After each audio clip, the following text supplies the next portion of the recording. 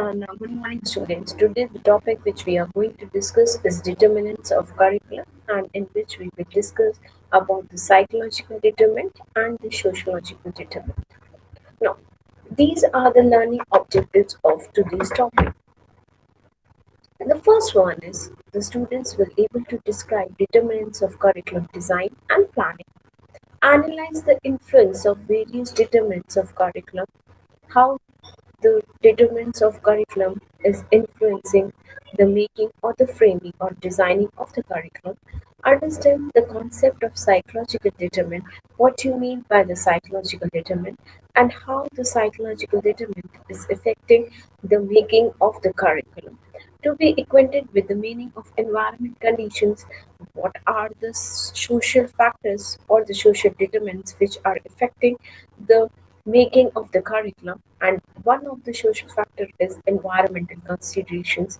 Define the meaning of teacher related considerations, means after that you will be able to define the concept of teacher related consideration. Now, the psychological determinants. While designing curriculum, various factors related to growth and development of learner, means we are saying that when we are framing a curriculum, what is important? It is important to know what are the factors which are affecting the growth and development of a learner, and how the growth and development of a learner proceeds. Their psychological needs. What are the different psychological needs of the learners? Interest, what are their interests, needs, and problems are to be kept in mind. Means while we are developing the curriculum on the basis of the psychological determinant, we have to keep in mind what are the needs, interests, and problems of the learner. Each area of growth and development, such as physical development, emotional development, social development, and intellectual or cognitive development, are marked by distinguished characteristics. Now, what they are saying that every development has its own characteristics, and every individual has to determine that these are the characteristics and how these characteristics affect the learning of the learner. And while framing the curriculum makers must understand that these are the development, and these developments are affecting the development or the learner, and these are influencing the curriculum as such. It is clear that environment around the learner, manipulation of learning, experiences to enhance capacity, ability to learn, etc., are other factors which influence the child readiness to learn. Now, what are the different factors which affect the learner and motivate the learner for learning? And what is that they are saying that it is clear that environment and around the learner, means the environment plays a very important role in the learning, or we can say that motivating the learner for learning. Manipulations of learning experiences to enhance capacity to learn, etc., other factors which influence the child readiness to learn. The readiness principle suggests that for learning a particular task or unit, the learner has to achieve a minimum level of maturity. And what do you mean by child readiness to learn? And that child readiness to learn is that the learner has to achieve a minimum level of maturity to attain or to achieve that particular objective. It implies that learning should not be too early, means the learning should take place at a particular time. Too much or too fast. It should not be that we have to make the students learn the very much content, or too fast, or we make the students learn that content very fast. However, it must also be noted that readiness to learn does not depend solely on the age. And what they are saying, that readiness, that the learner is ready to learn, this does not depend only on the age and maturity of the child, age and the maturity, but also on the learning experiences, what type of learning experiences he is getting. School environment, etc., means environment is also playing a very important role in the child's readiness to learn. Hence, what the curriculum has to offer and to whom should be decided by taking into account all these factors. Now, while we are framing the curriculum, while we are designing the curriculum, that the curriculum has to keep in mind all the factors which are affecting the development of the learner and whether the child is ready to learn or not. Take into account all these factors and their influence on one another. Now, social determinants. Education of the child is a social undertaking. Now, why we are saying that? Because a human is a social animal and his development cannot be denied only in the social society, the influence of the parents, influence of the society, influence of the family members. Education of the child is a social undertaking and it's always carried out in a social situation. And that development always occurs in a social situation. The social forces in a society also determine the objective of education, means the forces which are working in the society also determine that these should be the objectives of the society education, and the objectives of the society is influencing the objectives of education, and the objectives of education are indirectly or directly influencing the objectives of the society. Therefore, it is necessary that while planning the curriculum, we must have thorough knowledge of those social forces. Means when we are framing the curriculum, when we are designing the curriculum maker or the designer should have the detailed knowledge of those social forces that are influencing the development of a child. Social forces that have a bearing on the education system of the society, and that social forces are affecting the education system of the society, means social forces are also influencing the education system of the country. There are several theories that attempt to explain the relationship between the curriculum and the wider social environment. And now, what we are saying that there are several theories which are explaining the relationship, interdependency of the curriculum and the social environment. Means how social environment is influencing the curriculum and how the curriculum is affecting by the social environment. Apple 1982 work suggests ideology as the thread that relates the level of base and superstructure. Once that Apple 1982 suggests that uh, ideology as the thread that relates the level of base and superstructure of the curriculum in order to perceive the organization and practices of curriculum, means they are playing a very important role how we perceive the organization and practices of curriculum. It is necessary to investigate the ideological root of what counts as valid knowledge in a given curriculum and what counts that this should be the valid knowledge in a given curriculum.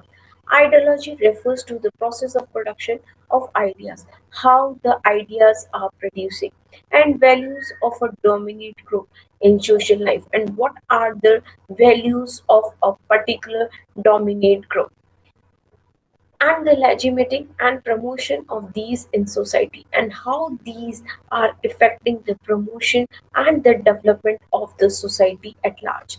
It is about how a dominant group uses power to shape its notions into a mainstream trend.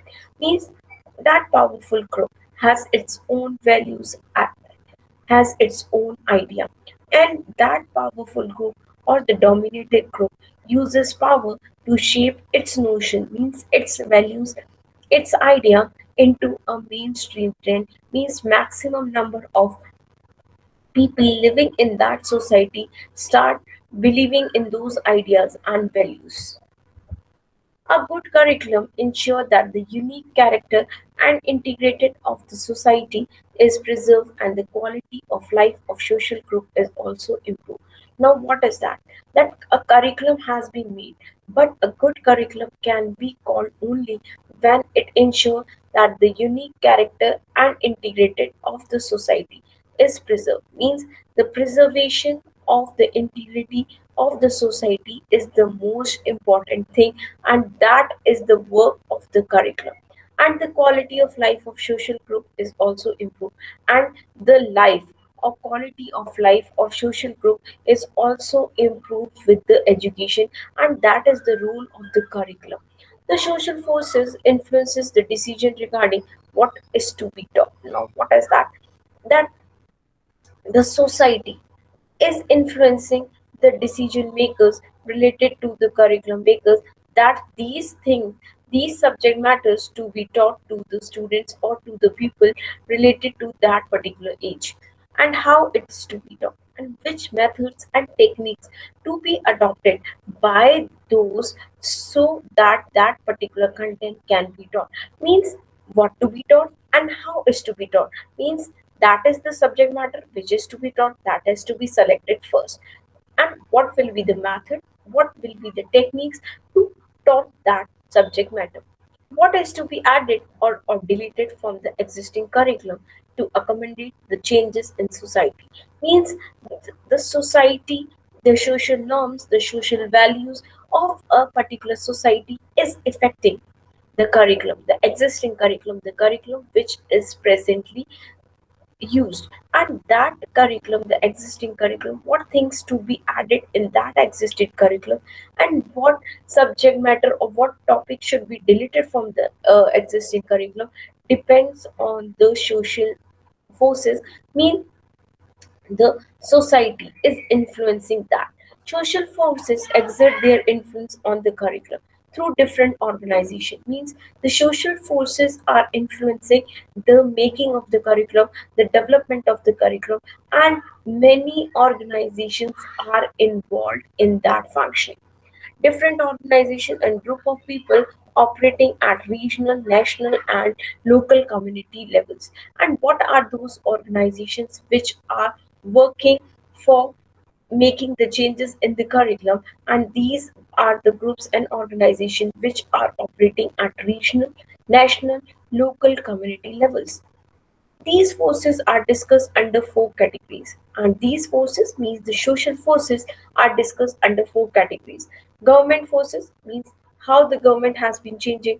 The people are in the government is also influencing the curriculum. Quasi-legal forces, what are that? Professional organization. The professional organization means the institution where we are getting the professional degrees, and special interest group operating in a community. And these are those. Now, the first one is government forces. The government make policies on education. Means all the policies related to the field of education is decided by the government and its curriculum. And what should be the curriculum? Means the government is not only framing the policies related to the education, to the field of education, but it is also for functioning to the making of the curriculum. Direct government controls are based on constitutional and statute laws. Means that government is directly control the policies and the education on the basis of the constitutional and such laws, stated laws. For example, RTE, Right to Education, has given right to children between 6 to 14 years of age have to have free and compulsory education. Now, who has made this policy? This policy is made by the government, and it is and every state has to abide by that, because it is a constitution, or the policy has been made. For example, RT has given right to children between 6 to 14 years to have free and compulsory education. For this, government has to make provision for physical facilities and engagement of teacher. When we will achieve that every child between 6 to 14 will have the education, only when the government will make provisions related to it, and engagement of teachers, and not only the physical things or the classrooms or the infrastructure is needed, it also needed teachers, so that we can attain the target to free and compulsory education for all the children between 6 to 14 years. It has developed curriculum and textbook for the children. Similarly, through Acts of Parliament in 1969 and 1986, the government approved some new education policies. Means the government is also introducing the new education policies time to time, so then there will be a development or the qualitative improvement in the education. Approve some new education policy which includes components of vocational education, moral education, and extended general education up to class 10th. All these and several similar policy decisions affect curriculum planning. All the policies which are made by the government from time to time to improve the quality of education is influencing the curriculum planning. These decisions have led to reformulations of objectives of education, and when there is a change in the curriculum, then the objectives of education will be changed.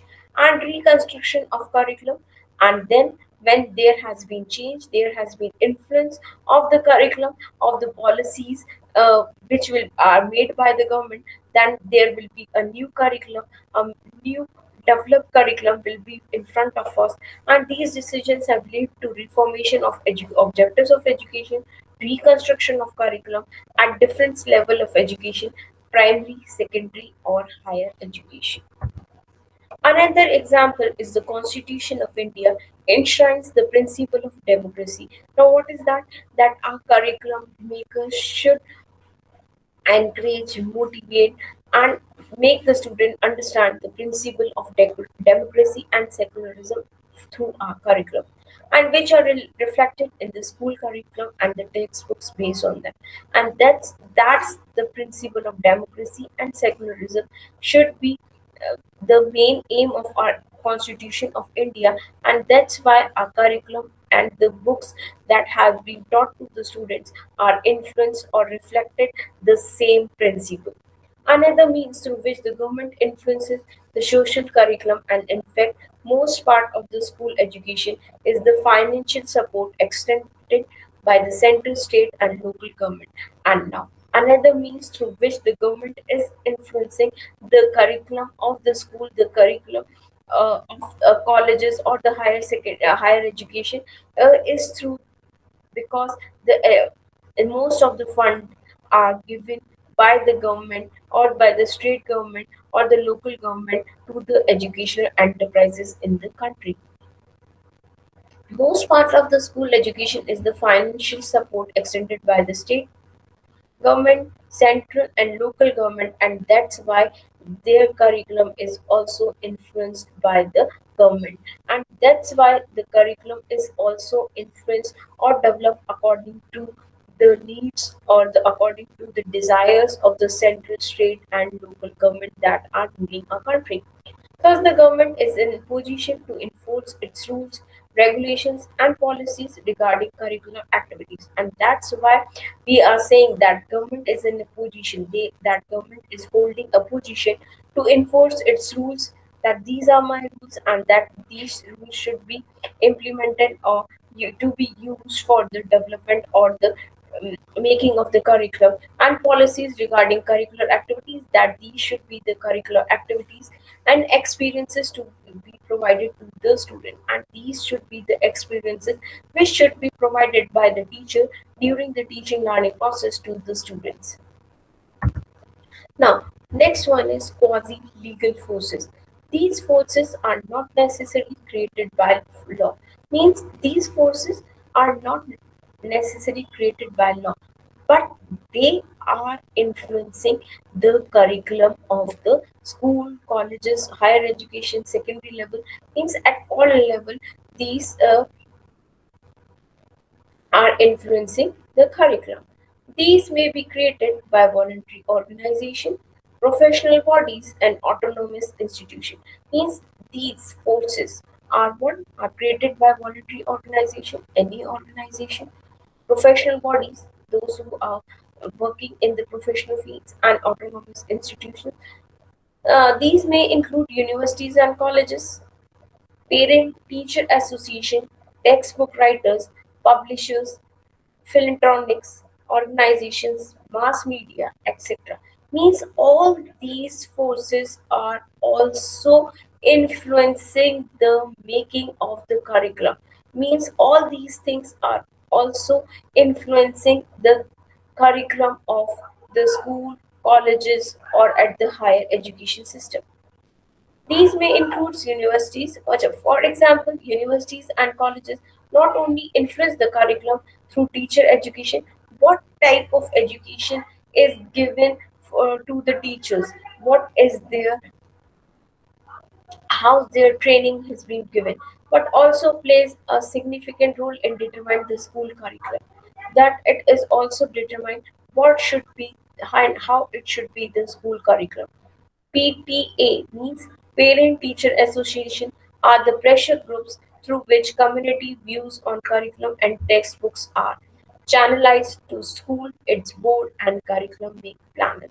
Means it's not only the social factors, the government laws and orders, policies are also influencing the curriculum, but it is the quasi legal forces, the autonomous institution, the professional bodies, the parents teacher association are also influencing the making of the curriculum and what things should be included in the curriculum and what are the things that should not be included in the curriculum, and according to that they are making a curriculum and the textbooks are prepared accordingly.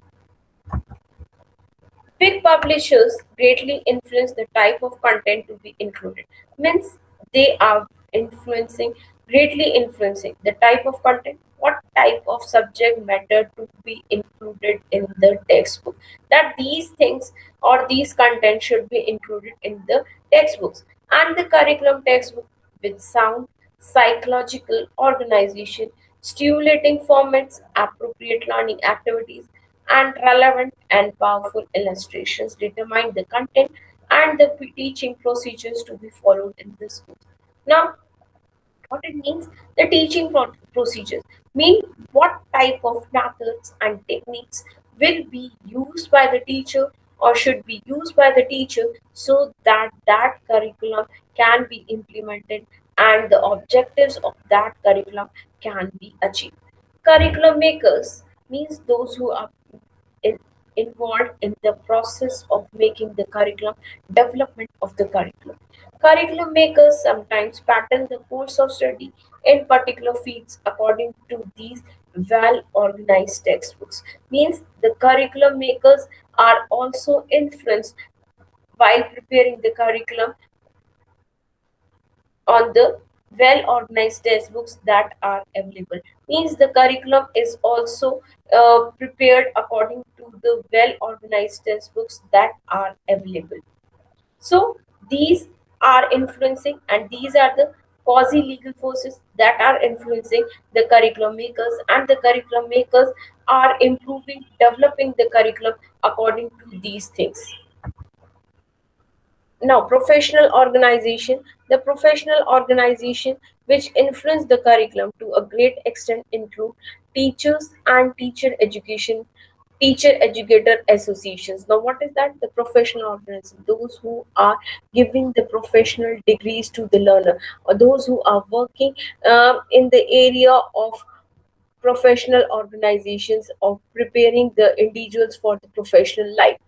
The professional organization which influence the curriculum to a great extent means the professional organizations are also influencing the curriculum to a great extent.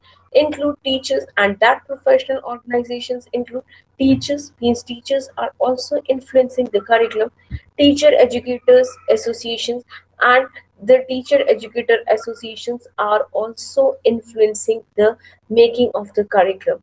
For example, National Council of Teacher Education (NCTE) is again what a teacher education association, and these are also influencing the curriculum. Is empowered by the government of India to design curriculum for teacher education. Means this is a group which is giving the norms, which is giving uh, the framework or the guidelines to the teacher education institutions, that these guidelines should be keep in mind while framing their curriculum. So these are the professional organization and they are also influencing the curriculum of the particular class or the particular section or particular degree. The teacher education not only work for improving the welfare and working conditions of the teacher organizations means the NCTE does not only work for improving the welfare and working conditions of the teacher, but also disseminate information about the profession, give suggestions for improving instruction, support research in education, and in-service training of the teachers. Means what is that? These organizations are giving informations and suggestions related to what that this content should be taught. This content should be taught in such a way. These support materials should be used in education so that there should be an improvement or the qualitative improvement in the education and the curriculum. Give suggestions for improving instruction, how that knowledge or the subject content should be delivered to the student. Support research in education means encourage a pupil to take research in that field, and in service training of the teachers and those who are doing uh, arranging trainings for those teachers who are doing in service. All these activities affect school curricula. All these activities are affecting the school curriculum. While planning the curriculum planner has to consider the views and suggestions of educational organization and their well-informed members. Means when we are framing the curriculum, when we are designing the curriculum planner has to consider the views and suggestions of educational organization. Means every organization which is related to the education and means the education their views and their suggestion should be imparted, the means the views and suggestions given by these organizations are also influencing the curriculum makers.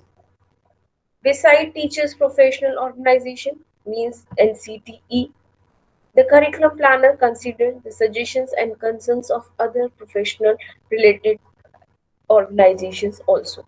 For example, for planning a good curriculum means when we are making a good curriculum, when we are making a plan to make a good curriculum on commerce and accountancy, when we are making a curriculum on commerce, the opinion of the associations of professionals accountants means we have to take the opinion of the professionals who are working in the field of accounts, company secretaries, exporters, etc. should be taken into account. Means we should take the viewpoints of different people engaged in different activities of commerce and account. Similarly, views research findings. What are the different research findings in that area? Experiences of subject societies should also be considered while planning the curriculum. Means all the things should be considered while we are preparing curriculum for any subject. Now, special interest groups in the community. In every society, there are groups or organizations which promote a particular school of thought or area of special interest. Means there are some organizations, some groups which are promoting particular school of thought or area of special interest in every society. These organizations may include patriotic groups, cultural and religious organizations, civics group, and other representing various interests in the community. Means these are the organizations which are influencing the curriculum making. The curriculum planners should be interested in having an insight into the belief, aspirations, and expectations of various groups in the society. Means the curriculum planners, when they are making the curriculum, when they are designing the curriculum, should be interested in having the insight into the belief. What are the beliefs of those particular groups? What are their expectations of various groups from the society? And these expectations, these aspirations, and these beliefs are also kept in mind when the curriculum maker is making a curriculum. The local education committee, which represent the community, governs the schools and caters to the educational interest of the community. usually approve the course proposals and authorities the development of curriculum material. Through these committees, the aspirations, expectations, and value of the interested groups are reflected in the curriculum. Means they are influencing the making of the curriculum.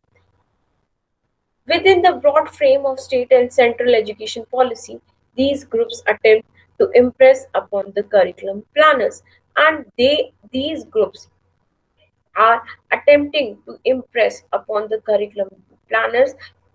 Why? So that their beliefs, aspirations, and their viewpoints of that particular group can be influenced by the curriculum makers, or the curriculum will be according to their beliefs, aspirations. The curriculum planner has to keep four kinds of costs in mind while proposing a curriculum. Now, what are these four kinds of costs? These include initial cost, is the primary cost, maintenance cost, supplementary costs, extra costs, and personal costs. These all four kinds of costs is kept in the mind of the curriculum makers while they are proposing a new curriculum or new improved curriculum. For example, if a vocation course in typing is being proposed, means a new course and which is related to the vocational course in typing. It will involve the initial cost of purchasing typing machine, that this is the initial starting cost of purchasing typing machines. The cost of maintaining the machines means how much money will be needed to maintain that machines. The cost of supplementary materials like paper, carbon ribbons, etc. And what is the supplementary materials like paper, carbon, how much money will be needed in that particular areas, and the cost of acquiring a minded teacher well versed in typing, and a teacher who has the full knowledge or full knowledge and related to typing. Environmental consideration. The environment includes the physical and social conditions around an individual, an institution, or a community. The environment is both natural as well as man-made. Means the environment is not only related to the natural but also the man-made, the environment. Human being survival and sustained development depends on the sensible and planned development and use of natural resources and environment. Advancements in science and technology have helped us gain control over the environment and reach unprecedented levels of development. Industrialization, automation, communication, revolution, urbanization, etc., have posed innumerable challenges for human beings. When these challenges has been posed on the human being, then this will also affect the making of the curriculum.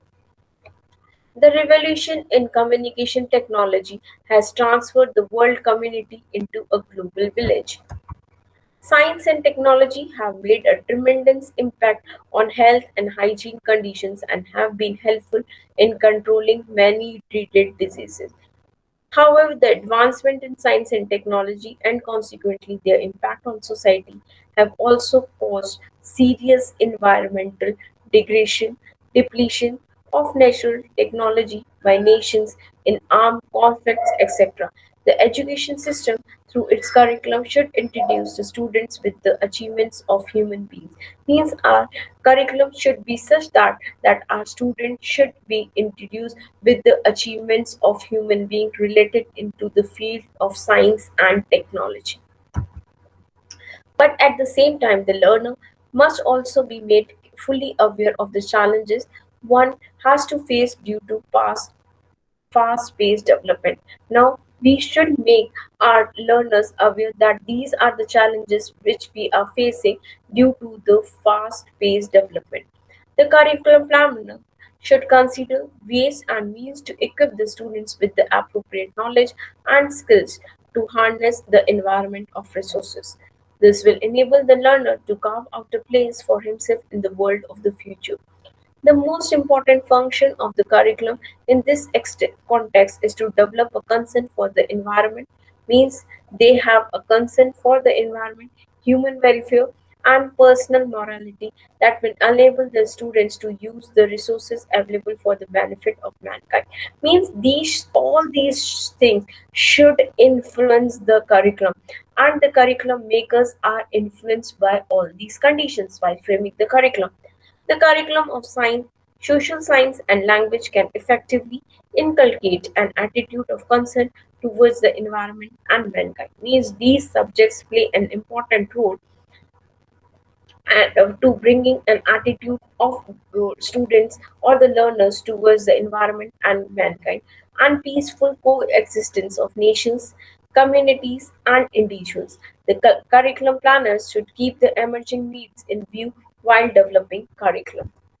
Institutional considerations are specially taken into account when the curriculum planner is given the responsibility to develop curriculum for an institution. When a curriculum designers are giving an responsibility that you have to develop the curriculum for that particular organization. As you know, an institution is a unique subsystem of society for achieving special institutional objective. The curriculum planners make must keep in mind the nature of the institution, whether it is an autonomous, whether it is a deemed, private, or government, particularly its manifest purposes and what is the basic purpose of that institution or organization. The institutional purposes will be helpful in the selection of appropriate procedure for formulation of course objective and organization of content.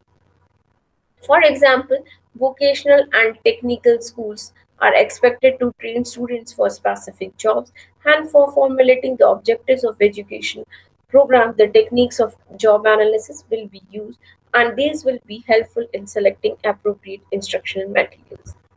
However, the job analysis technique will not work for an institution with humanistic goals. For formulating objective for such institutions, another technique which is more consistent with the process of self-actualization for individual, that is learner, will have to be used, and curriculum method based on it will be developed. Similarly, while planning a course for a specific institution, one has to know the attitude of school authorities, what is the attitude and aptitude of that school authority, particularly of those are involved in planning, and attitude of those persons who are involved in the planning and management through a discipline.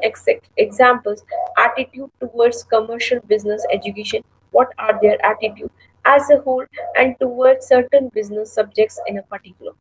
Availability of necessary facilities such as library, equipment, staff, space, etc. in the institution should also be considered while taking decision on curriculum planning in a particular area or discipline. Now, cultural diversity. As you know, India is a multicultural country, and every culture is affecting the process or the making of the curriculum. Culture to the socialist is a natural term that includes everything that is learned and man-made. Schools are formal institutions specially set up for the preservation and transmission of culture. Now, what is the main objective of the school? That the school institutions are formed so that we can preserve our country and our culture, and uh, the transmission of culture can be uh, made from one generation to another. School seeks to discharge this function through the curriculum, which is the sum total of learning experiences provided through it, and that is the curriculum, and that curriculum is making the transmission of culture through the learning experiences which the learner is getting. However, it is observed that society is now moving away from a homogeneous culture towards one of diversity and plurality. The shift in trend can be attributed to the following phenomena: diversity in values and lifestyle. Being different is now a socially sanctioned idea. Renewed interest in ethnic history. People have developed a new interest in their own history and personal heritage. And development in telecommunication. People have been reminded for their links with culture in other parts of the world. However, the important feature of curriculum development is how the curriculum portrays cultural values, how these values have been maintained by the curriculum. It has been taken for granted that school curriculum represent a class-free, non-controversial fund of knowledge which is good for all children in that particular school. Certain schools have tried to transmit what they have assumed as cultural field knowledge, language, science, mathematics, arts and craft, physical education, and so on which is believed to be needed by one and all for the all-round development of the personality. All these things are needed for the all-round development of a learner. It is also accepted that those who fail to respond to such curriculum treatment, either because of poor home background or other socio-economic reasons, should be given competency education to make up for their children's cultural disadvantages and deprivations. Deprivations is now argued can have meaning only as an economic notion, and instead of taking a patronizing attitude by labeling working class children as culturally deprived. The school reordered their curriculum taking into account the cultural richness and energy of the class of children who are economically deprived. Means those children who come into the field of education or get admission in the schools which are from the economically deprived area. For example, in India, children with diverse culture background study in the same class and follow the same curriculum. Means in our classes there are different individuals, different learners, and they are coming from different society or the different background. They speak different languages, have different food habits, and practice different religions. Hence, the curriculum planner has to drive a curriculum that caters to the needs and interests of different sections of people, while at the same time pursuing worth while knowledge, value, and skills. Means the curriculum planner has to make a curriculum in such a way that the needs, values, skills of all the culture can be made can be made successful, and we can say that these cater to the different needs and people of the curriculum. In a pluralist society, a common culture cannot be forced on all, since it is accepted that one subculture or culture is as good or bad. Hence, we see that social changes have their impact on curriculum planning. Means social changes have influencing the curriculum. As long as a society is dynamic, means continuously changing, the debate over the aims of education will stir up the changes. Means it is changing the curriculum, which is the sign of healthy society. Teacher-related consideration: the process of teaching is performed by the teacher who transit a special curriculum. Means it is the responsibility of the teacher to transform the curriculum. She is an integral part of the teaching learning process. The teacher is the integral part of the teaching learning process. Her function includes interpretation of the curriculum, explanation of the curriculum, demonstration, and guidance in various activities and experiences incorporated in the curriculum. Means everything which is included in the curriculum, it is the responsibility of the teacher to transit. Therefore, while planning a curriculum, the planner should consider teacher-related factors as well. Every curriculum will require a certain group of teachers equipped with appropriate education, training, experience to successfully transit the curriculum and to help the students in achieving its curriculum objective. So, what they are saying that teachers must play an important role when the curriculum makers are making the curriculum. The type and the level of content and activities included in the curriculum will determine the type of teachers, their level of education, and the kind of teacher behavior expected to them and competent teachers. Thus, is the basic factors to be considered in curriculum planning. Means it should be considered while we are making the curriculum. Hence, the teacher-related factors must be given due consideration by the curriculum planner. Means the importance of should be given to the teachers when the curriculum makers are making the curriculum. Now, today we have discussed the psychological and the social determinants which are affecting the curriculum. For further reading on this topic, you can refer these references. Now let us discuss some MCQs related to the topic which we have learned today. The process of dash is performed by the teacher who transects a specific curriculum. The options are A. Teaching, B. Learning, C. Practice, or the D. Content. So the correct answer is teaching.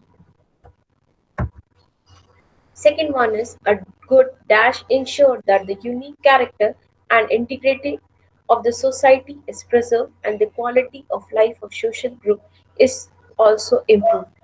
Options are A. Curriculum, B. Syllabus, C. Content, or the D1 theory.